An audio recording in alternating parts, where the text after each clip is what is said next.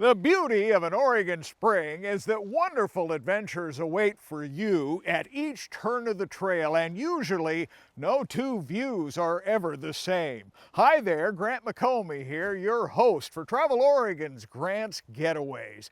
And this week we enjoy two striking views for the price of one stop along Oregon's southern coast near Reedsport, where we discover Oregon's secret garden.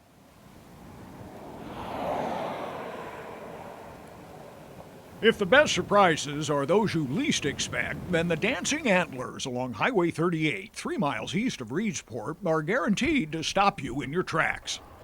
Any given day, you can come out here and see the elk.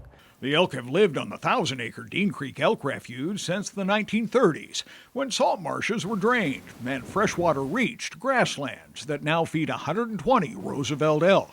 Good educational experience, and they get to see some wildlife up close. It's an unusual thing that you don't really see that happen too often. But Dean Creek's elk are just the start.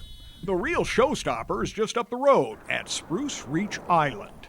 Everything from white, cream, pink, reds, oranges, yellows, purples. Once you get them established, don't require a whole lot. And that's one reason why you see what you see.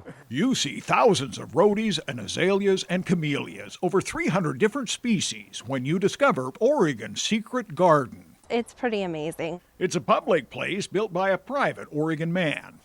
Howard HINSDALE was a successful Oregon businessman who began transforming his 55-acre Spruce Reach Island right after World War II.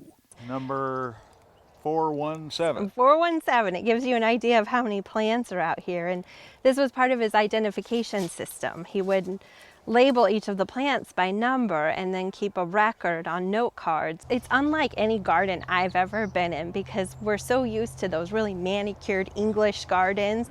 You come here and it's like a wild garden almost. He spent a lot of time planning and putting this garden together in a very specific way. HINSDALE imported rare rhodies and giant spruce trees from as far away as England, barged them through the Panama Canal, and delivered them to his island. Legends say he even strolled and shopped across Portland area neighborhoods. If he found a rhododendron that he loved, he'd go knock on the door and start peeling off bills and say, how much would it take to give me that plant? And they'd get out there with a shovel, take it out, put it in the truck and bring it here. On the spot. On the spot. Dig it now, put it in the truck. Yep. Well, I've got my people. We're taking it away. HINSDALE created an oasis of calm, but it took 20 years of hard work. This was swampland. He had to dredge this river to build this on an island. All these spruce trees, all these trees here, he brought them here. Those weren't growing here. He brought these here. Here was an escape from hectic hubbub and stressful business life, just as it is today. Oh, he's a driven man just to do this. And he is probably extremely driven in his business. But he could come here and leave that there. HINSDALE's secret garden lasted until 1994. And then the government bought it. When we found out what it was that we had, we started working on it and tried to open it up because that's what Mr. HINSDALE did. Through the decades, HINSDALE shared his garden with friends and family, who especially loved the place in spring. That tradition continues today. It's here for people to enjoy it. You don't honor the place by keeping it a secret or not letting people enjoy it. The BLM recently teamed up with local Friends of HINSDALE Garden.